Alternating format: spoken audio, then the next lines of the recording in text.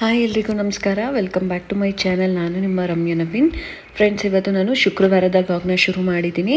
ನೀವೇನು ನನ್ನ ಚಾನಲ್ನ ಸಬ್ಸ್ಕ್ರೈಬ್ ಮಾಡ್ಕೊಳ್ಳದೆ ನೋಡ್ತಾ ಇದ್ದರೆ ಪ್ಲೀಸ್ ಸಬ್ಸ್ಕ್ರೈಬ್ ಮಾಡ್ಕೊಳ್ಳೋದನ್ನ ಮರಿಬೇಡಿ. ಹಾಗೆ ಈ ಒಂದು ವ್ಲಾಗ್ ನಿಮ್ಮೆಲ್ಲರಿಗೂ ಇಷ್ಟ ಆದರೆ ಲೈಕ್ ಮಾಡಿ, ಕಮೆಂಟ್ ಮಾಡಿ, ಶೇರ್ ಕೂಡ ಮಾಡಿ. ಇವತ್ತು ಶುಕ್ರವಾರ ಬೆಳಿಗ್ಗೆ ಬೇಗನೆ ಎದ್ದೆ. 5-5:30 ಅಷ್ಟರಲ್ಲಿ ಎದ್ದು ಫ್ರೆಶ್ ಅಪ್ ಆಗಿ ದೇವ್ರ ಪೂಜೆಗೆ ಅಂತ ಎಲ್ಲ ರೆಡಿ ಮಾಡ್ತಾ ಇದ್ದೀನಿ. ಗುರುವಾರ ಮಾಡಲಿಕ್ಕೆ ಆಗಲಿಲ್ಲ, ನನಗೆ ಈ ವಾರ ಸ್ಕಿಪ್ ಆಯಿತು. ಸೊ ಗುರುವಾರನೇ ಹೋಗಿ ನಾವು ಮಾರ್ಕೆಟಿಗೆ ಏನೇನು ಹೂವು ಮತ್ತು ಹಣ್ಣೆಲ್ಲ ತೊಗೊಬರೋದಿತ್ತು, ಅದನ್ನು ಗುರುವಾರ ಮುಗಿಸ್ಕೊಂಡೆ. 2 ದಿನ ಬುಧವಾರ ಮತ್ತು ಗುರುವಾರ ತುಂಬಾ ಬ್ಯುಸಿ ಇದ್ದಿದ್ದರಿಂದ ನನಗೆ ಗುರುವಾರದ ಪೂಜೆಗೆ ಎಲ್ಲ ರೆಡಿ ಮಾಡ್ಕೊಳ್ಳೋದಕ್ಕಾಗಲಿಲ್ಲ. ಅದರಿಂದ ನೆಕ್ಸ್ಟ್ ವೀಕ್ ಮಾಡೋಣ ಅಂತ ಸ್ಕಿಪ್ ಮಾಡಿಕೊಂಡೆ. ನಾವು ಗುರುವಾರ ಪೂಜೆ ಏನು ಮಾಡ್ತಾಯಿದ್ದೀನಿ ಅದನ್ನು ನಾನು ಗುರುವಾರ ಮಾಡೋದಕ್ಕಾಗಿಲ್ಲ. 3 ವಾರ ಅಷ್ಟೇ ಆಗಿರೋದು, 9 ವಾರ ಮಾಡಬೇಕು. ಇನ್ನೂ ಕೂಡ 6 ವಾರ ಇನ್ನೂ ಪೆಂಡಿಂಗ್ ಇದೆ. ಇವತ್ತು ಶುಕ್ರವಾರ ಅಲ್ವಾ, ಶುಕ್ರವಾರ ಉಪ್ಪಿನ ದೀಪ ಹಚ್ಚೋದಕ್ಕೂ ಕೂಡ ನಾನು ಶುರು ಮಾಡಿದ್ದೀನಿ. ಈಗ 2 ವಾರ ಅಷ್ಟೇ ನಾನು ಹಚ್ಚಿರೋದು. ಈಗ ಹಚ್ತಾ ಇರೋವಂಥದ್ದು 3ನೇ ವಾರ. ಯಾವಾಗಲೂ ಹೇಳ್ತಾ ಇರ್ತೀರಾ, ರಮ್ಯಾ ಈ ಥರ ವ್ರತ ಪೂಜೆ ಈ ಥರ ಎಲ್ಲ ಮಾಡಬೇಕಾದ್ರೆ ಸೀರೆ ಹಾಕ್ಕೊಂಡು ಮಾಡಿ ಅಂತ. ಇವತ್ತು ಶುಕ್ರವಾರ ಬೇರೆ ಆಗಿತ್ತು ಅಲ್ವಾ, ನಾನು ಅದಕ್ಕೆ ಇವತ್ತು ಸೀರೆ ಹಾಕ್ಕೊಂಡು ಬಳೆ ಹಾಕ್ಕೊಂಡು ಒಂಥರ ಚೆನ್ನಾಗಿರುತ್ತೆ ಅಂತ ಅಂದ್ಬಿಟ್ಟು ನಾನು ಕೂಡ ಸೀರೆ ಹಾಕ್ಕೊಂಡೆ. ಇವತ್ತು ದೇವ್ರ ಪಾತ್ರೆಗಳೆಲ್ಲ ತೊಳೆದು ಪೂಜೆ ಮಾಡೋಣ ಅಂತ ಅಂದ್ಬಿಟ್ಟು ಮಾಡ್ತಿರೋವಂಥದ್ದು. ಯುಗಾದಿ ಹಬ್ಬ ಕೂಡ ಬರ್ತಿದೆ. ಬಟ್ ಈ ಥರ ವ್ರತ ಪೂಜೆ ಏನಾದರೂ ಮಾಡಿದಾಗ ದೇವ್ರ ಪಾತ್ರೆನೆಲ್ಲ ಶುದ್ಧಿ ಮಾಡ್ಕೊಂಡು ಮಾಡಿದಾಗ ಮನಸ್ಸಿಗೆ ಏನೋ ಒಂಥರ ಸಮಾಧಾನ ಆಗುತ್ತೆ. ಲಕ್ಷ್ಮೀ ದೇವಿಗೆ ಮಲ್ಲಿಗೆ ಹೂವು ಅಂತ ಅಂದರೆ ತುಂಬ ಇಷ್ಟ ಅಲ್ವಾ, ಅದಕ್ಕೋಸ್ಕರ ಮಲ್ಲಿಗೆ ಹೂವು ಕೂಡ ತೊಗೊಂಡು ಬಂದಿದ್ದೆ. ಮಲ್ಲಿಗೆ ಹೂವು, ಕಾಕಡ ಹೂವು, ಕನಕಾಂಬರ ಹೂವು, ತುಳಸಿ ಹಾರ, ಅದ್ರ ಜೊತೆಗೆ ಸ್ವಲ್ಪ ಇದು ಬಟನ್ ರೋಸ್ ಬರುತ್ತಲ್ಲ ರೆಡ್ ಕಲರ್ದು ಅದು, ಮತ್ತು ಸೇವಂತಿಗೆ ಹೂವು ಮಾರು 150 ರೂಪಾಯಿ ಆಗಿದೆ. ನನಗಂತೂ ಶಾಕ್ ಆಗೋಯ್ತು, ಏನು ಇಷ್ಟೊಂದಾಗಿದೆಯಲ್ಲ ಅಂತ. ಈಗ ಯುಗಾದಿ ಹಬ್ಬ ಬೇರೆ ಬರ್ತಿರೋದ್ರಿಂದ ಹೂ ರೇಟ್ ಅಂತೂ ಸಿಕ್ಕಾಪಟ್ಟೆ ಜಾಸ್ತಿ ಆಗಿದೆ. ಮಳೆ ಇಲ್ಲ, ಅದರಿಂದ ಕೂಡ ಹೂವೆಲ್ಲ ಬೆಳೀತಾ ಇಲ್ಲ ಹೂನ. ಸೊ ಯಾವಾಗ ನಮಗೆ ಮ್ಯಾನುಫ್ಯಾಕ್ಚರಿಂಗ್ ಕಡಿಮೆ ಆದರೆ ನಮಗಿಲ್ಲಿ ಬೆಲೆ ಜಾಸ್ತಿ ಆಗುತ್ತೆ ಅಂತಾರಲ್ಲ, ಹಾಗೆ ಹೂ ಬೆಳೆಯೋದು ಕೂಡ ಕಡಿಮೆ ಆಗಿದೆ ನೀರಿಲ್ಲದೆ. ಅದರಿಂದ ಎಲ್ಲ ಹೂಗಳ ರೇಟು ಕೂಡ ತುಂಬಾ ಜಾಸ್ತಿ ಆಗಿದೆ. ದೇವರಿಗೆ ಅಲಂಕಾರ ಮಾಡೋದಕ್ಕೆ ಏನೋ ಒಂಥರ ಖುಷಿ, ಸಮಾಧಾನ ಆಗುತ್ತೆ.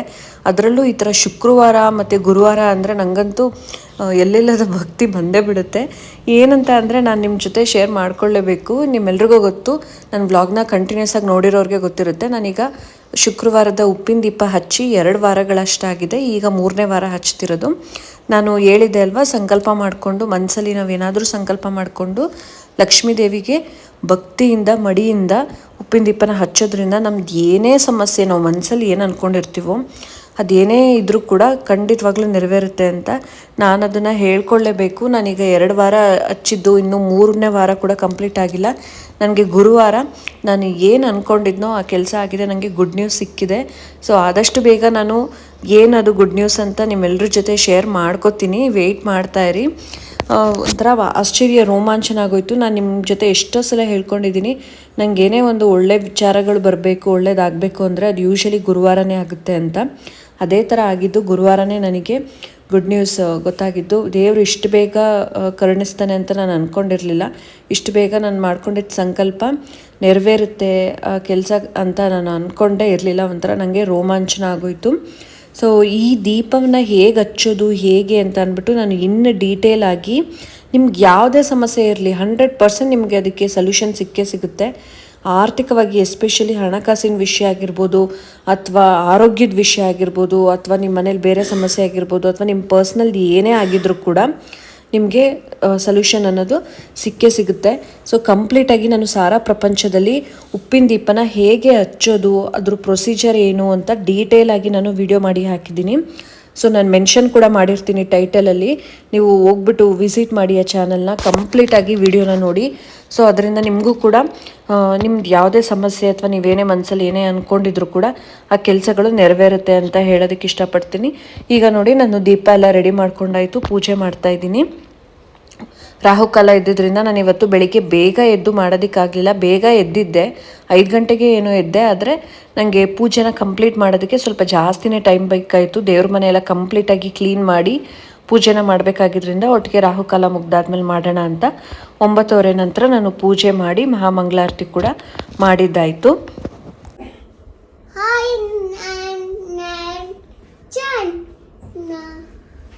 ಏನು ಹೇಳ್ತಿದ್ಯಾ? ಹಾಯ್ ಫ್ರೆಂಡ್ಸ್ ಅಂತ ಹೇಳು.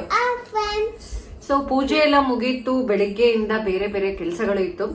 ಸೊ ನಾನು ಸ್ವಲ್ಪ ಪರ್ಸನಲ್ ಏನು ಬಟ್ಟೆನೋ ಹೊಟ್ಟೆನಾ? ಹೊಸ ಬಟ್ಟೆನಾ? ಆಯ್ತು, ನೀನ್ ವ್ಲಾಗ್ ಬಂದಾಗೆಲ್ಲ ಹೊಸ ಬಟ್ಟೆ ಅಂತ ಹೇಳೋದ್ ಮತ್ತೆ ಮರಿಬೇಡ. ಹಾಯ್ ಫ್ರೆಂಡ್ಸ್ ಅಂತ ಹೇಳು. ಹಾಯ್ ಫ್ರೆಂಡ್ಸ್ ಅಂತ. ಸೊ ಬೆಳಿಗ್ಗೆಯಿಂದ ಸ್ವಲ್ಪ ಬೇರೆ ಬೇರೆ ಕೆಲಸಗಳು ಇತ್ತು, ಅದನ್ನೆಲ್ಲ ಮುಗಿಸಿ ನನ್ಗೆ ಬೆಳಿಗ್ಗೆಯಿಂದ ವ್ಲಾಗ್ ನ ಕಂಟಿನ್ಯೂ ಮಾಡೋದಕ್ಕೆ ಆಗಿರ್ಲಿಲ್ಲ. ಈಗ ಸ್ವಲ್ಪ ಫ್ರೀ ಆದೆ.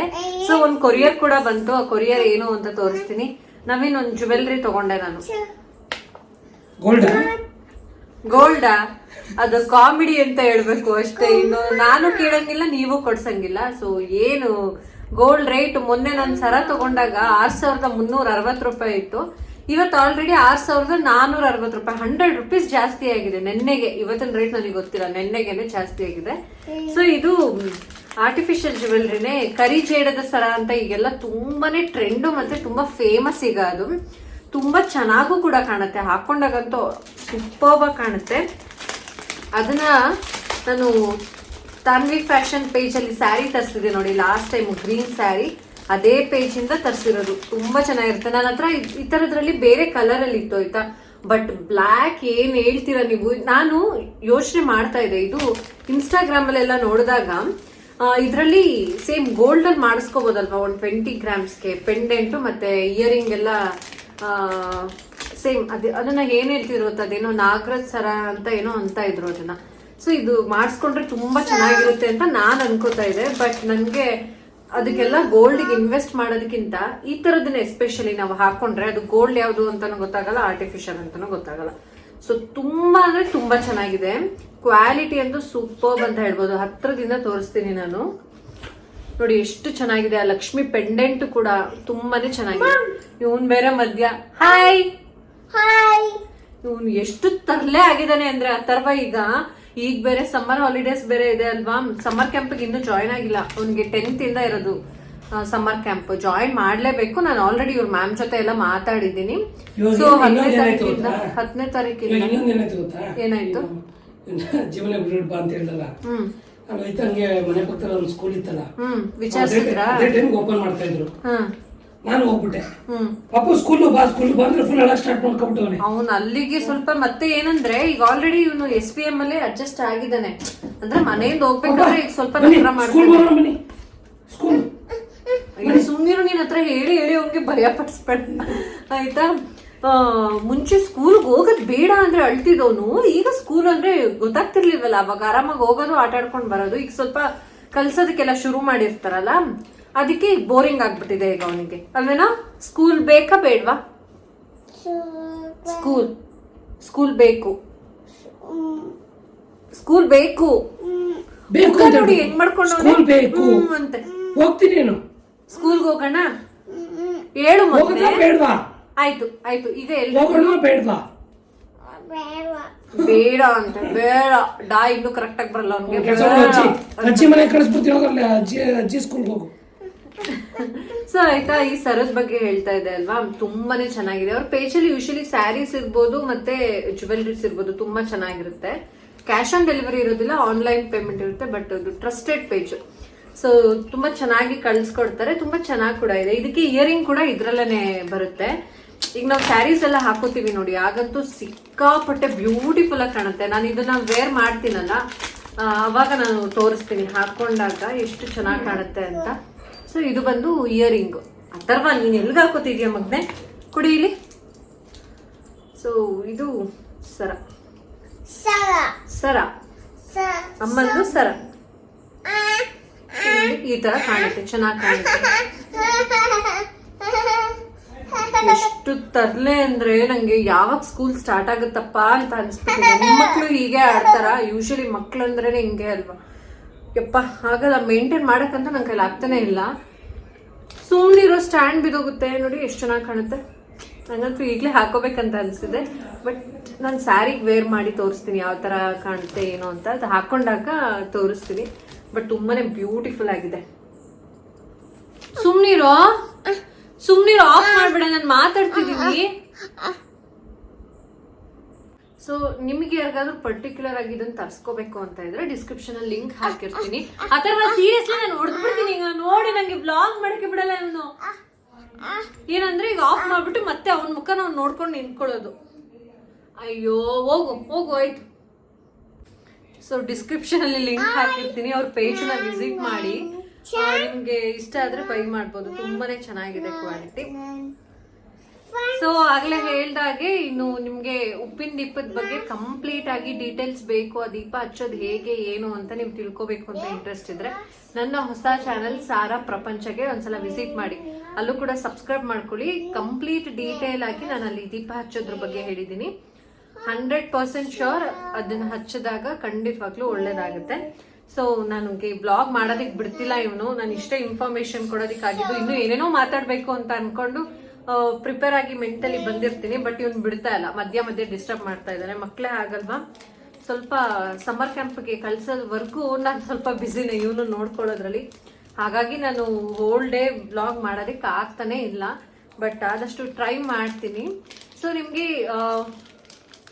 ನಾನು ಮತ್ತೆ ನೆಕ್ಸ್ಟ್ ವ್ಲಾಗ್ ಅಲ್ಲಿ ಸಿಗ್ತೀನಿ. ಇಲ್ಲ ಈಗ ನನ್ನ ನಿಲ್ಸ್ಬಿಟ್ಟು ಅವನೇ ಮಾತಾಡೋದಕ್ಕೆ ಶುರು ಮಾಡ್ಬಿಡ್ತಾನೆ. ಥ್ಯಾಂಕ್ ಯು ಹೇಳೋದಕ್ಕೆ ಆಗ್ಲೇ ಆಲ್ರೆಡಿ ಥ್ಯಾಂಕ್ ಯು ಹೇಳ್ತಿದ್ದಾನೆ ಅವನು ನನಗೆ. ಓಕೆ, ಮತ್ತೆ ನೆಕ್ಸ್ಟ್ ವ್ಲಾಗ್ ಅಲ್ಲಿ ಸಿಗ್ತೀನಿ. ಅಲ್ಲಿವರೆಗೂ ಹೀಗೆ ನಮ್ ವ್ಲಾಗ್ಸ್ ನ ನೋಡಿ ಸಪೋರ್ಟ್ ಮಾಡಿ. ಥ್ಯಾಂಕ್ ಯು ಅಂತ ನಮಸ್ಕಾರ ಮಾಡ್ಬಿಡು. ಥ್ಯಾಂಕ್ ಯು ಹೇಳು. Okay, bye. Love you. Take care. See you. Okay, camera off ಮಾಡಿ. ಆಫ್ ಮಾಡು ಕ್ಯಾಮ್ರಾನ.